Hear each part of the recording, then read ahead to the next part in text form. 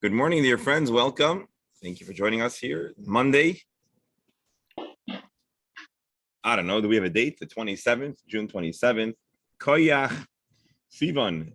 Chav Ches Sivan. Monday, a new week. Shabbos Parshas Koyrach. I should note as a Chabadnik, this Shabbos is the Yartzeit, the Rebbe's Yartzeit, Gimel Tammuz. Big day, a special day as well. And we're going to have Rosh Chodesh Wednesday and Thursday. So all in all, a big week. And in Florida, or at least in the Chabad community, so the kids finished school and now they started camp. So it's officially summer here in Florida.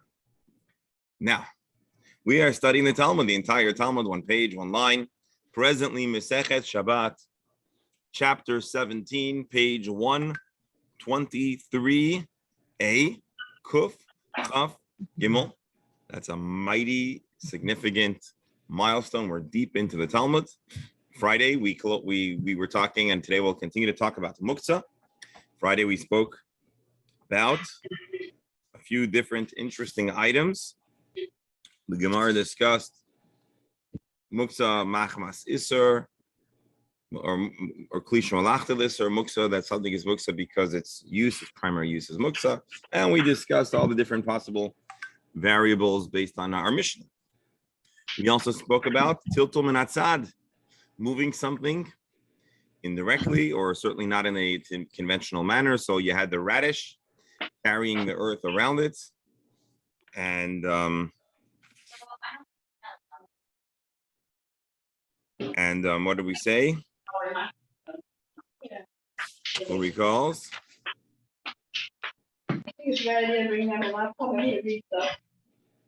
I just don't, it's not good for it to sit out in the sun if it's hot out. Really the sun down there, and it's not plenty of time to water. Well, anyways, I should also point out before we get into the Gemara, we'll start a new discussion. We'll talk about the interesting comparing and contrasting the designation of an item as a kli in the laws of Shabbos and in the laws of ritual purity and impurity, because in both regards, being classified as a kli is significant. The question is if it is the same, if they both have the same parameters or not. That's what we'll be talking about. First things first, I should say the Chabadniks that study 3 chapters of Rambam every day, with the goal of covering the entire Rambam, entire Mishnah Torah, Yad HaChazaka, every year. So we're currently studying the laws of Shabbos. And the interesting thing is that yesterday's study session covers the very important topic of, covers the topic of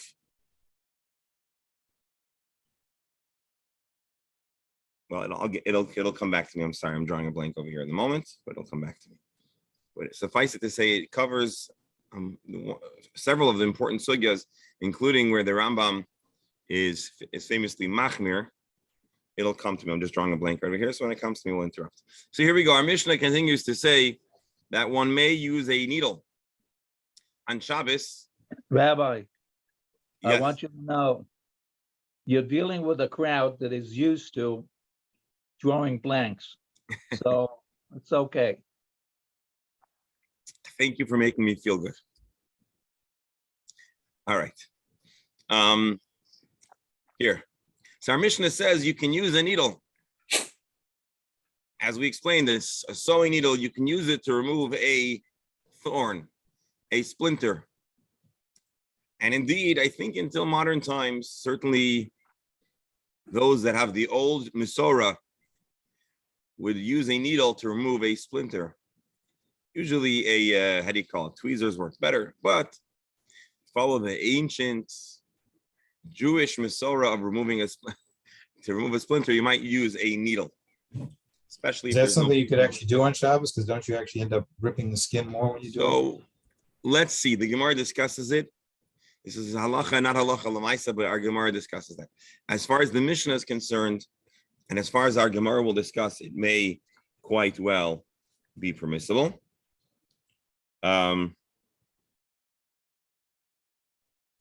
So let's see.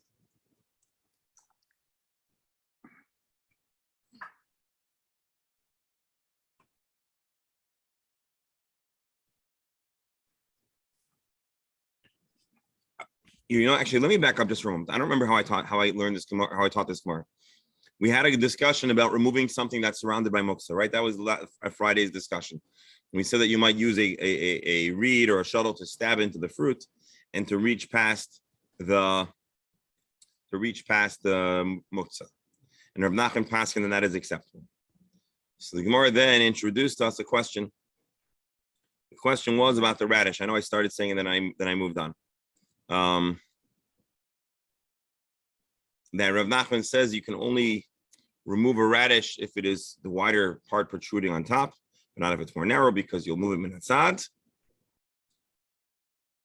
Oh no, I'm sorry. Yeah. So Rav Nachman, so the Gemara finds that Rav Nachman there is mater tiltul minatzad. I'm sorry, prohibits tiltul minatzad. It has to be only the wider side, because if the narrow part was on top and you pluck it out, you'll cause the earth to be moved in a way that Rav Nachman was disturbed. And the Gemara answers, Rav Nachman Rav Nachman changed his mind in regards to tiltul minatzad being asur, and now Rav Nachman says that it is mutter. So I see I did explain it correctly. There are those, I think, who want to analyze why Rav Nachman maybe would have changed his opinion to be more machmer in the earlier case, but let's hold off on that for now. Back to our needle. A needle can be used to remove a thorn, and Reb Mark asked a very good question. How is that mutter? Aren't we causing more breaking of the skin? Or I thought you might ask, maybe we're also going to draw blood. You're not allowed to draw blood on Shabbos. So let's hold those questions off, but keep them close enough. Let's keep them at arm's reach, because they are going to be relevant. But first, we're going to talk about a more fundamental question, the question of what's a needle? Shalach la Rava, Brei Rabba de Rav Yosef. Rava sent a question to ask of Rav Yosef. Yilamdeinu Rabbeinu, please teach us. Machat shenitul charara oy ukta mahu. You have a needle that lost its eye where the thread goes through, I suppose. Oy ukta, or its point. Mahu, is this needle muksa or not? Are you allowed to handle it or not? Rashi charara chur shala, the hole. Ukta is the point. Rebberal, modern French. You say point to refer to the point, to the ukats? You're muted, we can't hear you.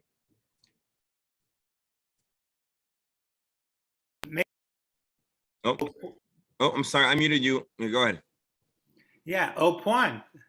But Alan will confirm something similar. Okay, good. So French, old French, and so that's the question. Has the item lost its status as a kli or not? And as you may recall, it's essential to permit, or it's one of the essential criteria to be allowed to carry something, is that it be classified as a kli.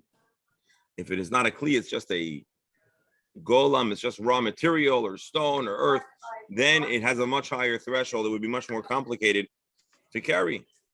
So we want to know if it's considered a kli.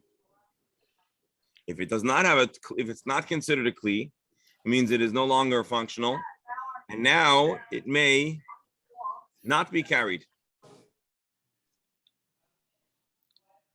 Rabbi. Yes.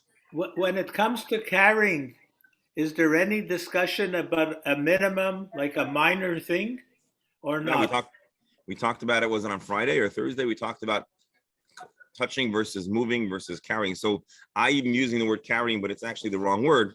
The word is tiltul, which literally means carrying, but it means moving in a way that muksa cannot be.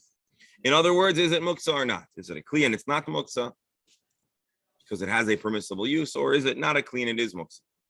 That's the question that Rava asked Rav Yosef.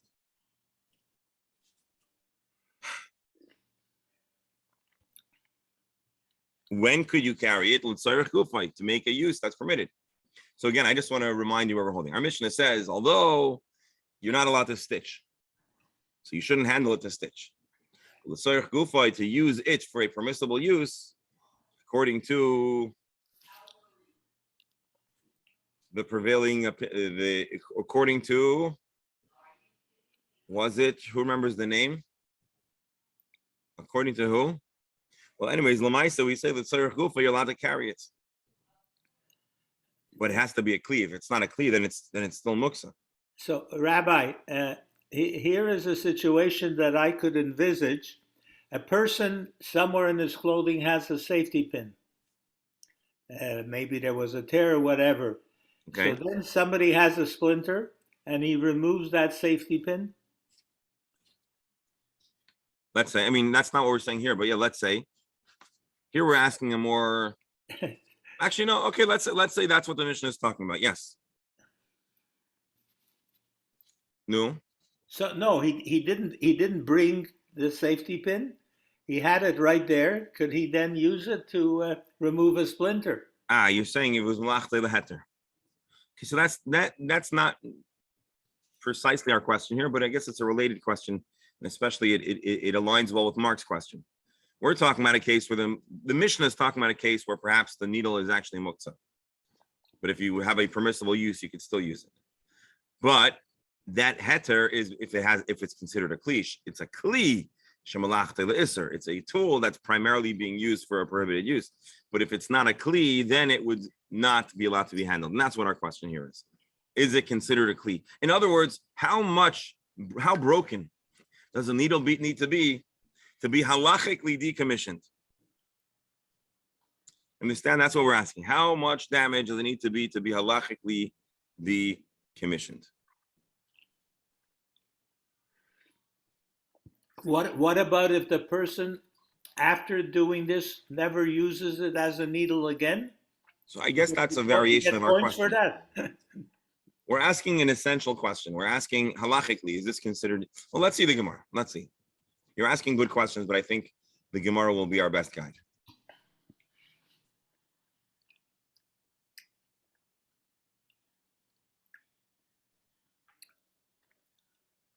I'm just looking at the Chassam Sofer. It's possible. I'm not sure if we look carefully at the Chassam Sofer, it could be that he's expressing a variation of what you said. But let's see the Gemara first, then we can revisit. Mahu, what's the halach? Amar Lei, so Rav Yosef says, we have already the answer is already. We already have the answer. Well, we've studied it. You know what the answer is?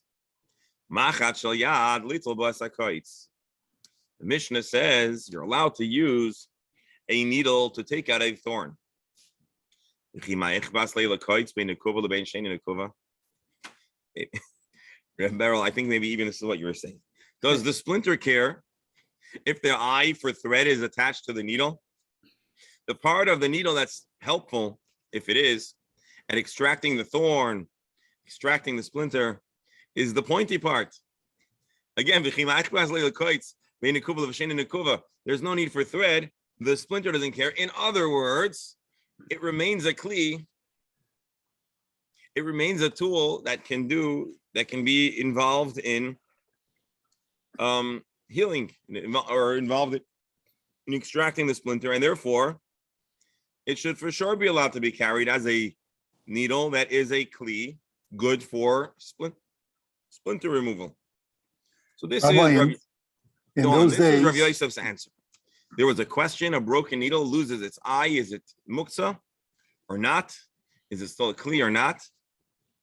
We answer, of course, there's a very wonderful use, and just because the needle's missing its eye doesn't mean that it's not functional. It has an important tool. Yeah, Alan, go ahead. In those days, first of all, their hands were filthy. They were never properly cleaned. Okay. Secondly, they didn't know where that needle was or where this is true. What touched it or where it came from. I mean, if it's in his pocket or if it's sewed to something, you don't know what touched it. Third of all, they used to use a flame to disinfect it, and that's no good. Right. So I think that would cancel the whole thing altogether. Alan, I think what you're saying is you remove the splinter and end up with blood poisoning. No, Alan, I think what you're saying is that it's not a good idea to live in the time of the Mishnah. And I agree with you. Life expectancy was terrible, but they didn't get a choice, just like we didn't have a choice to live in this time. So you can only live with the reality of your age, of your time. So admittedly, we're a lot better off. I mean, look, we have fantastic pharmacists.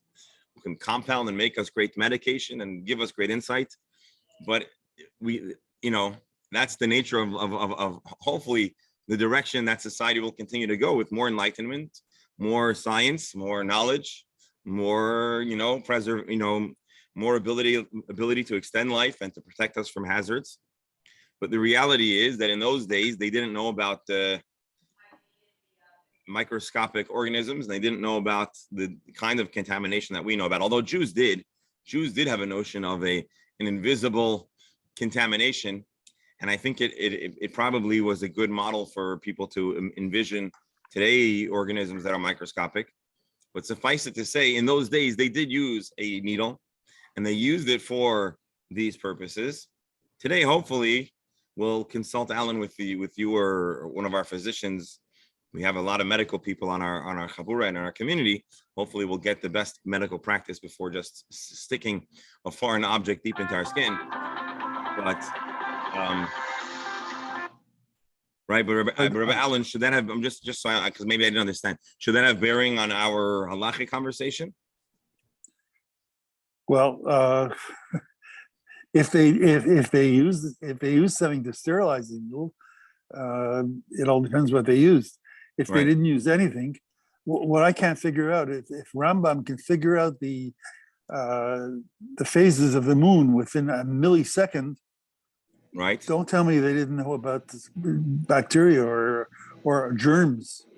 Well, they must have been familiar with the effect of germs, but I don't think they were able to see or identify germs. Whatever the case is, really the question I think, Alan, is they didn't know about the germs, but they called them evil spirits. Demons or evil spirits, right? So I was actually just listening to a shiur about that on Friday. Rabbi, why? Hold on. Let the professor.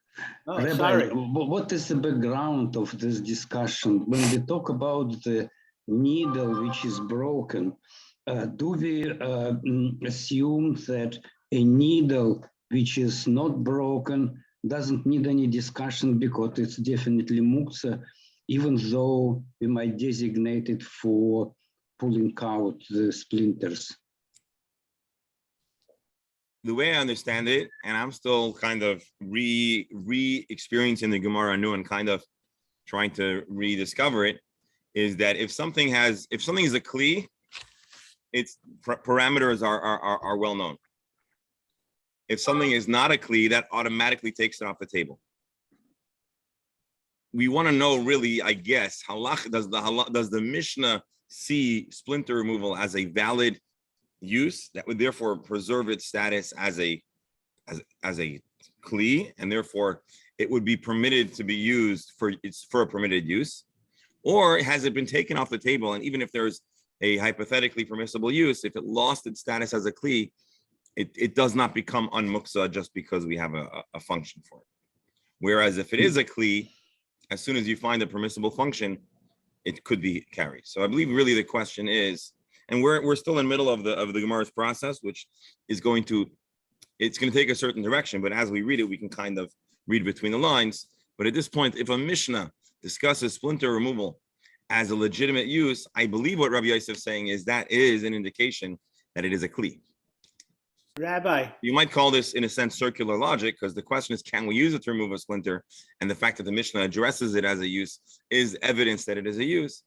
But I believe that's what he's saying. Maybe he's really reverting more to the logic than the actual text, but the way he's presenting it is quoting the Mishnah. But let's see the Gemara's back and forth. Rabbi, why doesn't anybody ask the obvious question? The person has a splinter from when? Can you imagine somebody has a splinter all week? Shabbos, he's starting to play No. Because for the purposes of this discussion, the Gemara is not interested in that, and I'll tell you why. Elsewhere, there's a discussion about the permissibility of actually removing a splinter, and over there, we would need to decide which splinter can be removed and which splinter can't be removed. Is there a scenario where you would have to wait till after Shabbos? But that's not on the Mishnah's mind. Right now, we're hyper focused on the implement itself and its potential uses on Shabbos. All right. Because it's an obvious question. No, it is an obvious question, but the Gemara has to, as much as the Gemara seems to be all over the place, the Gemara has to follow up, one topic at a time. Otherwise, we would really never, So at this point, we're quoting a discussion, probing the status of the needle.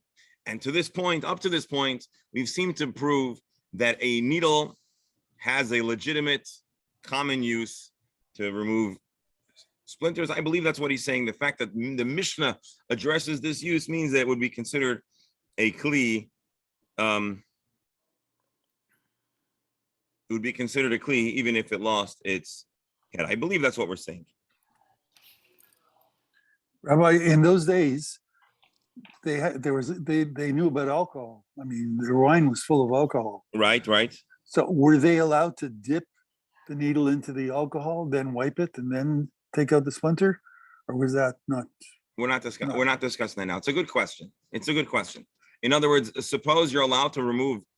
What you're asking is, suppose you're allowed to use a needle to remove. We will see this before we end this discussion. We're not there yet. Suppose you're allowed to use a needle to remove a splinter. Well, what other steps of the process are permissible or prohibited? And then the next question, which is Mark's question, is okay. If you're afraid you might actually cause a person to bleed, is that a problem? If you're afraid you're going to tear skin, is that a problem? Because we know you're not allowed to tear skin or cause bleeding. So let's keep an open mind. Let's first see the discussion, which is going a different direction. And then with Hashem's help, we'll come back around to the discussion of why and how it would actually be allowed on Shabbos. And I'll throw out that maybe when we get there, we'll ask also for the dear members of our Chabur if they could try to brainstorm how drawing blood in this scenario may or may not be considered okay. But let's put that on the side for a moment. A challenge to Rav Yosef's answer. Rav Yosef says that a needle without an eye is a very valid tool. It can be used to remove splinters. And for that very valid common function of a needle, the eye is irrelevant. I should point out, this is a funny language. This who cares if it has a needle or not for the purpose of splinter removal? It is a little bit longer. It's less shorthand than you might expect. And so some of the Rishonim, they really want to analyze. Is he saying that a needle that is missing the eye that lost its eye is a needle? Or maybe you have certain needles that were engineered from the outset for that purpose. But let's move on for the moment. A challenge. Another Mishnah says like this: Machat shenital charara oy uksa. A needle that lost its point or its eye, tehira, becomes tahar. What does it mean that it becomes tahar?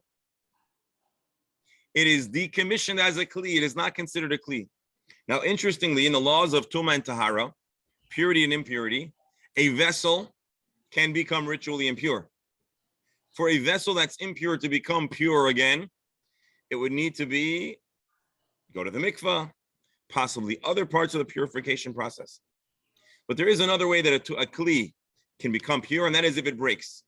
Right? Remember, we may remember we discussed a vessel that shatters or breaks, and we talked about a puncture, the puncture of a pot, what size hole and at which location might cause it to be considered broken, not useful. And we talked about different potential uses. You may recall we talked about different fruits and different items. Well, the bottom line is that a broken vessel is tahar. It is no longer susceptible to impurity, and it no longer is ritually impure. And the Mishnah says that a needle that loses its point or its eye becomes ritually pure. It becomes no longer halachically viewed as a keli, as a vessel. I have a question. Hold on, I'm sorry, just give me one second. Challenging our previous assertion. Our Mishnah said that for the purposes of Shabbos, it loses the eye. It's still a vessel. It's still a kli. It can still be, I'm probably using the wrong word. It's not vessel. Kli is a tool or an implement. It is still an implement. It's still not muksa. Because were it to become not a kli, it would become muksa. Well, then how do we square that off with a Mishnah clearly saying that a needle that loses its eye becomes not a keli? Well, for the laws of ritual purity and impurity, it becomes tahar. But for the laws of Shabbos, that should become muksa. Yes, doctor. So I'll give you an example of a needle that loses its eye, but still is a kli. If it loses its eye, it actually becomes a martzeh, an awl. Right. For all intents and purposes. So it's still a kli, it's just a different designation. That's essentially how I understand what's being said over here. It remains with a legitimate use. I know you're saying that it would have a different name. But I I think mean, we're a looking different at this. purpose. We're It doesn't looking have to at be a different name, but it's a different purpose, but it's still a purpose that's been Right, used on right. a normal basis. That's what we're saying. That's what we're saying. So- So how do we square that off with the teaching over here about the laws of ritual purity? So there is a simple answer, or I get maybe the word is not simple. There's the immediate answer, which is Abaya's answer or Abaya's response. Tuma Ashabis Karamis. There's two separate legal worlds, and you cannot use them to attack one another. They don't exist in the same, they don't have the same rules. They don't have the same rules, they don't have the same criteria. And so to be classified as a keli on Shabbos for the purposes of Shabbos, and to be considered a keli for the purposes of purity, two different worlds with their own parameters, with their own rules. And so this doesn't sound right to even ask such a question. Challenge says Abaya. So you thought that you asked a question we cannot respond, we cannot resolve. That's not a question at all. How can you line up? If I was a little more well versed in how the legal system worked, I would use an analogy that there are certain. Well, let's say there's a difference between civil and criminal, and so the thresholds or the criteria in a civil case are entirely different than a criminal case. And so you cannot line the two up, and you cannot say, oh, a certain fact or a certain law was established or a certain determination was established in a civil conversation wouldn't possibly not work in a criminal. I think criminal has a higher standard of evidence, but again, I'm not an attorney, and I'll make a fool of myself if I go any further. Rabbi, but the point is, yeah. What the doctor alluded to, in the real world, a needle where the eye is damaged is useful for attaching. I would venture to say needles are used to attach and to pin stuff as much as to sew. So in a sense, it's complete. That sounds like a variation of what we said. In other words, a needle that loses its eye remains very useful. Yeah, for sure. And that's what the Gemara said. A needle that loses, Rabbi Yosef says, a needle that loses its eye remains very useful. It maintains its status as a kli, and therefore it is not muksa, so long as you're using it for something that is permissible. That's what the Gemara answers. Now the Gemara gets technical and says, hold on. We have a text that says that a needle that loses its eye or its point is not a kli. It's not a vessel. The way we expressed it is tahira. It's pure. It's been decommissioned. It loses its status as a kli. Laya responds, Tuma, Shabbos Karamis. Since when do we compare these two worlds? They're two different worlds. They're not compatible. Why? Tuma. Klimasa ba'ina. Different criteria. Different criteria. Exactly.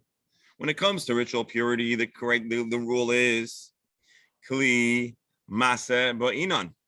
The vessel needs to be functional in its original primary intended use. Rashi. Shehamasa shaloi kayam.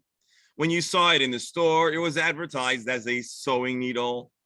The masa shaloi, its primary function needs to be kayam, needs to be present.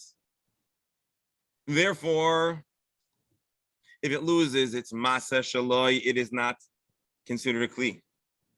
The Inyan Shabbos, the criteria of Shabbos are different. Midi d'chazei ba'inon.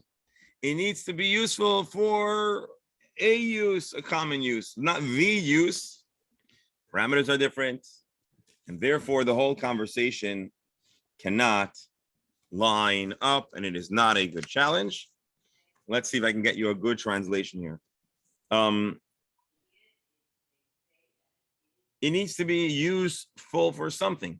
In Shabbos, midi the chazi, but it needs to be useful for something. This is also suitable lemishkal b'kites, to take out a splinter. And so, being that there are two separate criteria, they really are two separate worlds.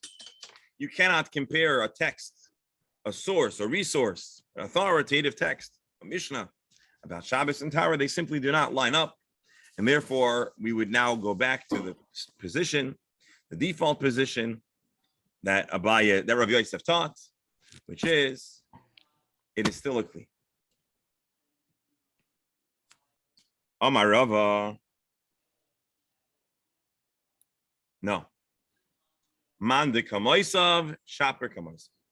The challenger, the objection, as Rabbi Steinzelt says, the one who compared a text about tahara, purity, and Shabbos, shaper kamoisav, was actually asking a good question. You know why? No. The parameters are not as we said over here. Ma'isa ba'inan, mididachazi ba'inan, no. Midlingin tuma, lav manahu. If for the purposes of tuma and tahara, it is not considered a keli, a mana is a kli. Lingin Shabbos, nami, lav manahu. For the purposes of Shabbos, it is not a kli. So Rava seems to be taking a different position than Rav Yosef, then Abaya. Rava says, you know what? Both Shabbos and purity, we have one question. Is it classified? Is it a kli or not? If it's broken, it's not a kli. If it's a kli, it's not broken. Both for the laws of purity and for the laws of Shabbos. So now we have two different ways of viewing what's considered a kli, what's considered a vessel or a utensil. You have the Rav Yosef Abaya take, which is Shabbos has its own criteria, Tahara has its own criteria. For Shabbos, it needs to have a function. For Tumah and Tahara, it needs to have the primary function. Rava says no. There's a singular question.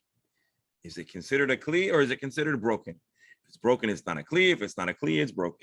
If it's a kli, it's not broken. The Gemara is not going to let Rava's comment remain unchallenged. Meisvei, now we're going to challenge Rava's perspective based on a Mishnah. And Brisa, Machat, a needle, Bein Nekuva, Bein Shein Nekuva, whether it has a hole, an eye or not, Mutter L'taltala b'Shabbos. One may carry it on Shabbos. Now, the Brisa gives the mother of all bombs. They dropped the big bombshell. The Brisa continues, the criteria of being punctured was never presented. That puncture only is criteria for Tumah and not Shabbos.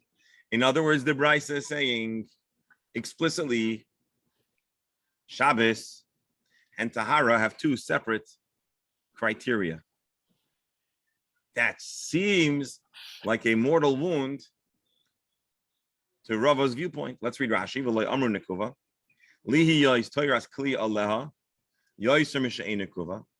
We only said that a hole is necessary and makes it more super vessel-y, super kli-y, only for Tara. And at this point, we understand this text to be saying that if it lost its hole, for Shabbos, it's still kli, for Yom Tov, it's not. Now, there's an easy answer. This text, this Brisa, which sounds like a nuclear attack on Abaya, on Rava rather, is going to be easily deflected. Anyone want to try to take a stab at it? Let's read it one more time. A needle. Let's read it in the English. A needle. Whether it is perforated, it has the eye, or it is not perforated, it may be moved on Shabbos. What happened to our assertion about the hole? They said that a perforated needle is different, was only regarding Tahara, ritual impurity. That sounds pretty clear that we're distinguishing between Shabbos and Tahara. So let's see how Abaya, Rava might defend himself. Now, this is going to be an example of the true charitable. There's a truly charitable nature between some debate partners. Sometimes you're in a debate and all you want to do is be right. But in the ideal kind of machloikas, the ideal kind of debate in the Gemara is ultimately to gain clarity. And we don't need to be afraid to try to game out or help our opponents.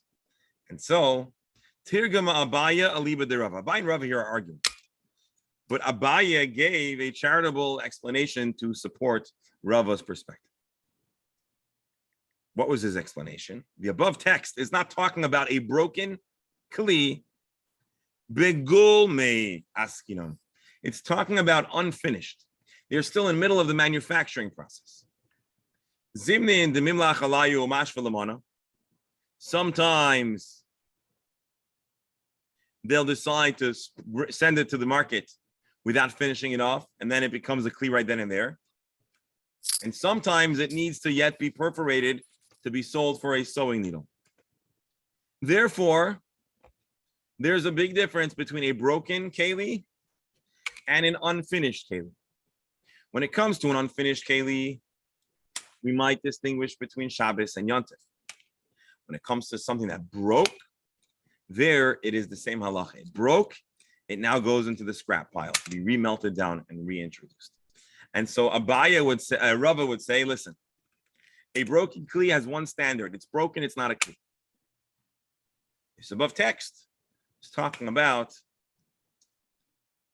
an unfinished kli being considered a kli. Well, there we might distinguish between Shabbos and Tahara. For the purposes of Shabbos, it has a function. It's a kli. For the purposes of Tahara, it needs to be a finished vessel, a finished utensil. It's not finished. It is not yet able to become ritually impure. Again, let's read this one more time. Targum Abai Aliba de Rava. Abai gave a charitable explanation following the perspective of Rava.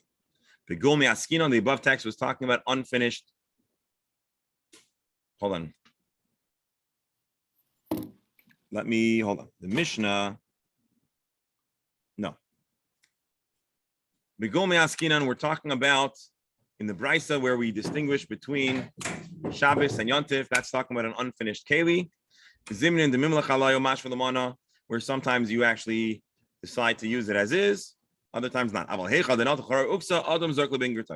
if it's broken, Rava would say everybody agrees Shabbos and Yontif has the same halacha. It is not good. It looks like to me, Rabbi Steinzal says a different way of learning this Gemara, but I'm pretty confident the way I explained it is the way we could learn it here. But golmi machatn.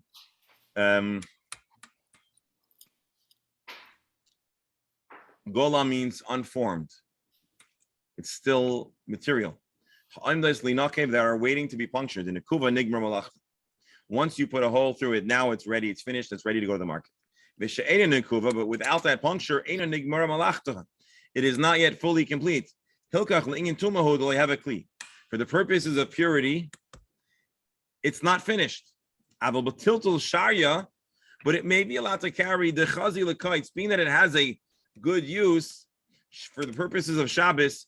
It's considered functional, it's considered useful, and therefore it is no longer muksa. Sometimes you even just decide to use it as is. And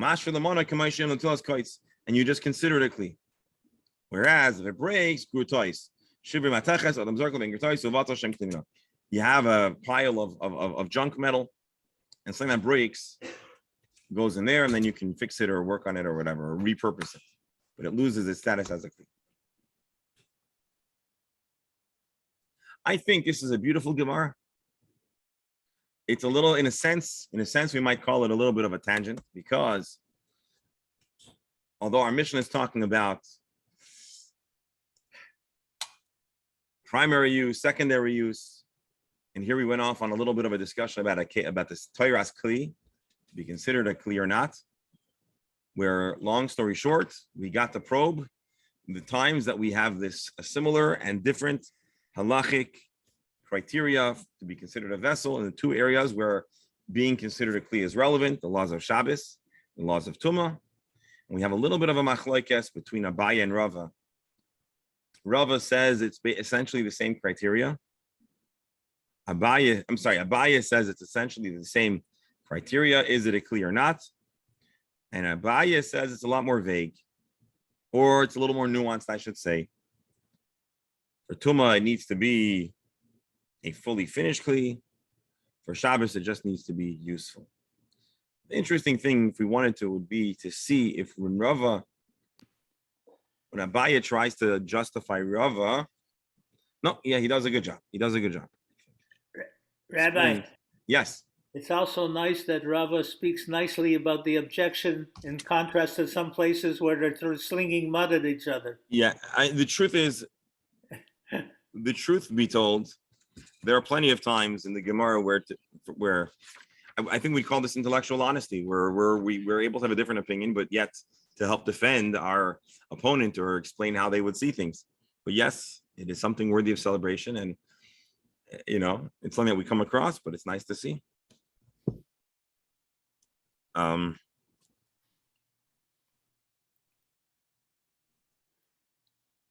If only we could teach that to the politicians.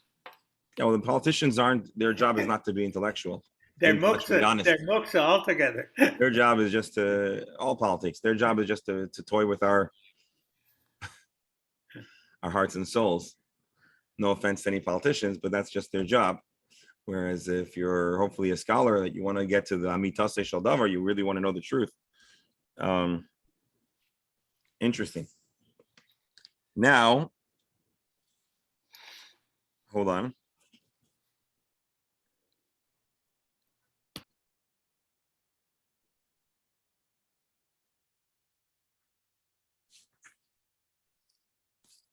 One moment.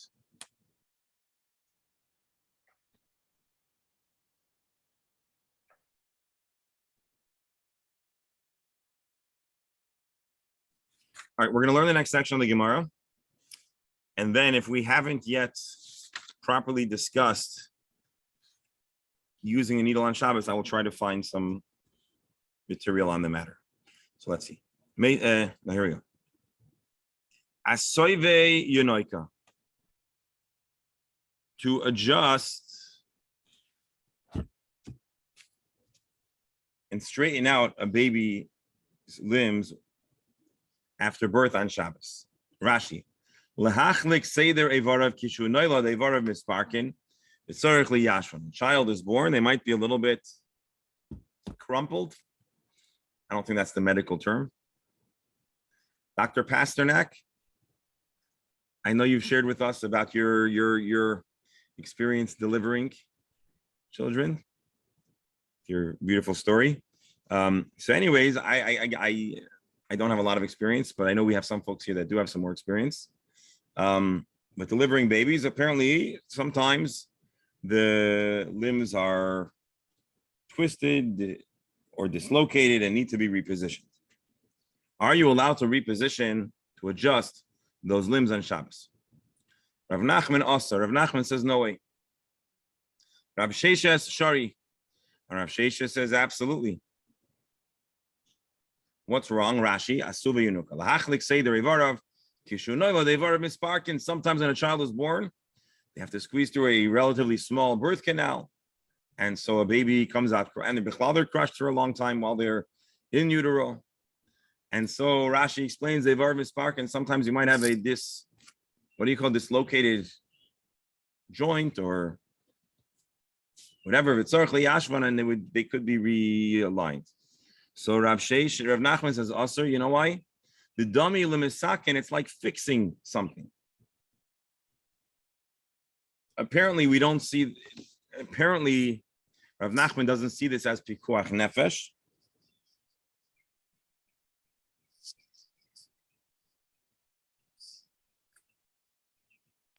Whereas Rav Sheshes here clearly says helping put a limb back in its socket is not misakin kli, it's not construction, it's not creation, it's healing. But obviously it would have to be in a case where this is more an aesthetic issue than a pikuach nefesh kind of issue. I don't know enough about the matter to weigh in Rabbi, coherently about the medical necessity or not. Yes. is the issue here the difference between fixing and restoring? What do you mean? You're saying a child is born in a certain way as opposed to if a limb pops out of its socket. Right. You're restoring it to what it should have been. I don't know. This is an interesting question, and I'm certainly way out of my league on this topic. But in case we're feeling anxious about the possibility of having to leave a child like this, we'll just go fast to Shulchan Aruch. Miyashrin, Evre Havlad, you're allowed to straighten out and work on the limbs of a child that popped out during childbirth. So we're taking the position of Rav Sheshes, a more lenient position that permits the healing of a child. And it's considered an extension of the permissible melachos that are allowed to be done in conjunction with labor and childbirth.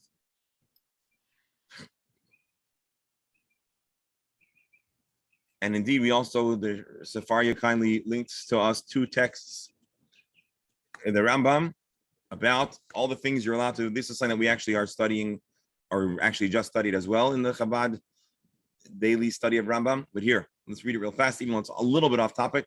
You're allowed to light a fire for a woman in childbirth, even if it's hot, because temperature and climate control is essential for the comfort of a woman in labor. Let's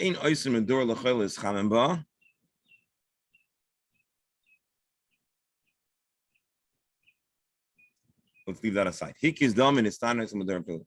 Other kinds of medical conditions that a person might need warming, you can light fire. You're allowed to bathe a child after they cut the umbilical cord, even if the water was heated up on Shabbos. And you're also able to do other smearing and caring.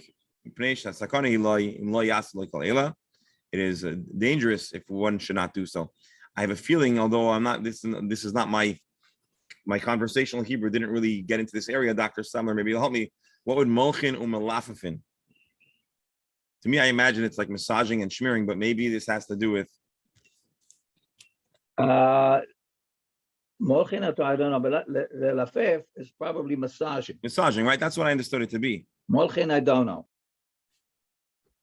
It All right, so sounds like, actually, like I don't know, something. There's an English version. I'm sorry. Here.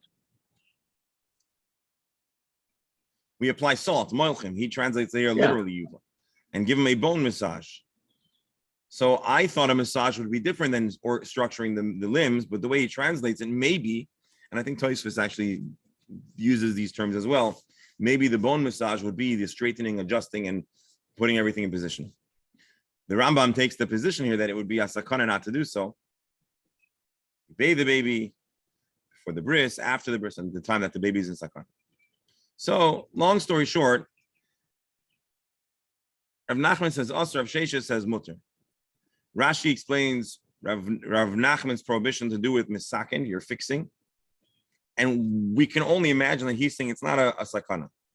It's interesting that the Rambam, as a physician, paskins that it is a sakana for the baby not to have these treatments. So I don't know if asove yenoka is identical with this milafafin or not, but interesting to consider. Let's see. Okay, here we go. Asuli yenoka. This is the Ramban. Pirish Rashi lahachlik seder avara biyad. Rashi says this is to read, to organize the structure, to settle the limbs of the child. This is not the same as the massaging. Rashi said that's permissible.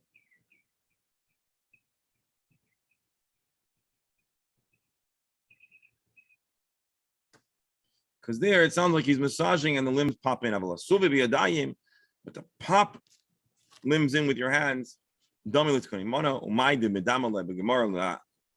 quotes the Gemara. Tosfos also quotes. There's another Gemara that talks about other treatments. Not so. Hananel says, Asuke grama. How many years difference between Rashi and the Rambam? 100 years or so. But the thing that sets them apart is not so much the time in between them, but they came from 2 different regions and 2 different traditions. Rambam was a result more of the Sephardic Torah, and Rashi came from the hardcore Ashkenaz, Rambam was a physician. That's also true.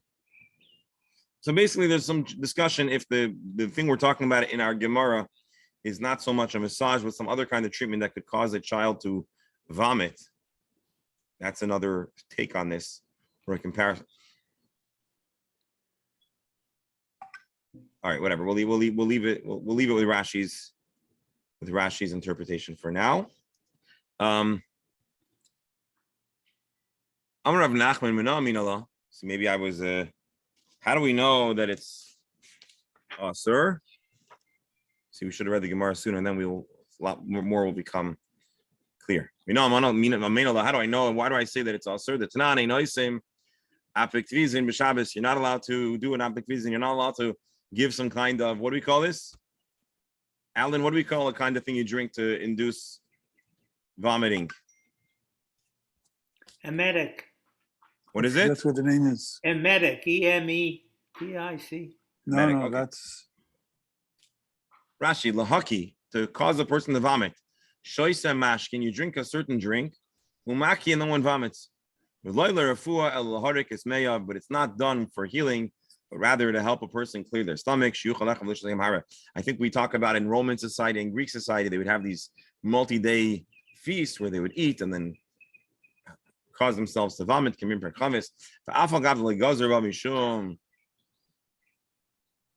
Gzera has not to do with medication. But emptying out your stomach is a kind of tikkun, a kind of repair. And so based on the inability to be misakin in the person's stomach, somehow Rav Nachman compares this to the misakin of popping or straightening out limbs that need to be. I was right. Emetic is the medical term for the drugs. E-M-E-T-I-C. the product we Okay. used was Ipecac. Yeah. No, but Sheshes whatever it is. says, what are you talking about? Hasam lav orche. When it comes to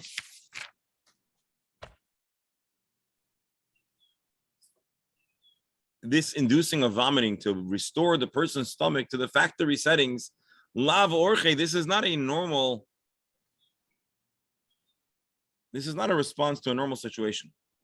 Hacha orche. When it comes to a baby, this is part of basic care. As Rashi says, just like you feed and give a baby to drink, yeah, that makes the baby better, but that's not considered misaking. That's basic care.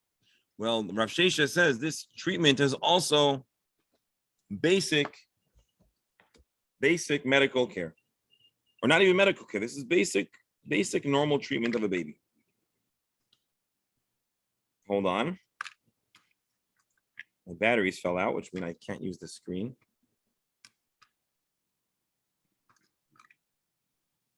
Hold on.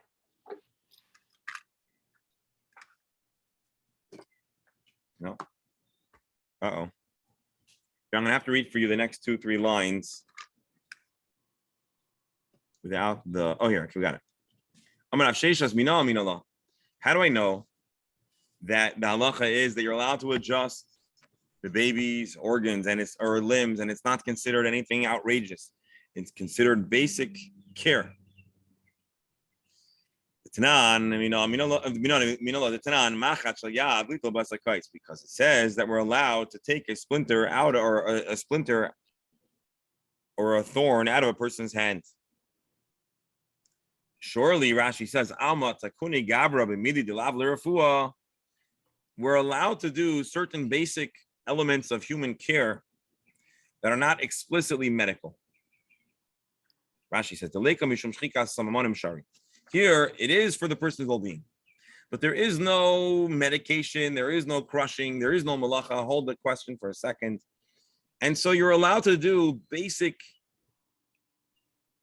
treatments that are part of the well-being of a human being. Rav Nachman says no. Hasam pakid. When you remove a splinter, it's just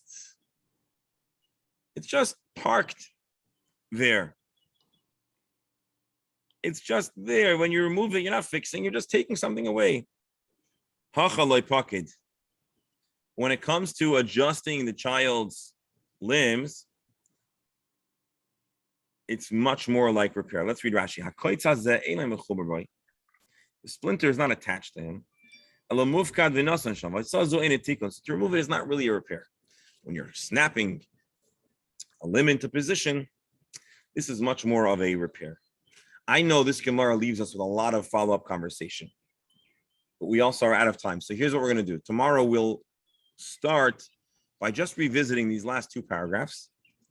We will explore the discussion of the permissibility of extracting a splinter in the halachic, in the commentaries that give the halachic perspective, and then we'll do the next mission. So I know we're leaving off very frustrated because there's so many questions about the analogy of vomiting, child labor, putting together the bones, and most curious, I think, for many of us, the permissibility of extracting a thorn or a splinter on Shabbos. And so let's leave this Gemara as not complete. Hashem's help, tomorrow we will start with the same Gemara, and we will have some fun understanding why this is permissible. And so I'm sorry to leave us with a little bit of a cliffhanger in a sense. I want to thank everyone for being here today.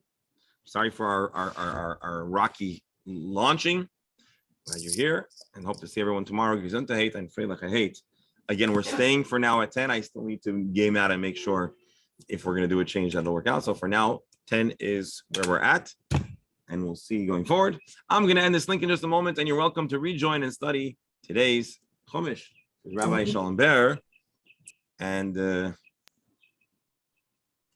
so that's that. Have a wonderful day. Shkoyach. Thank you. Thank you, Yishakar. Thank you. Beware of splinters. Or maybe not.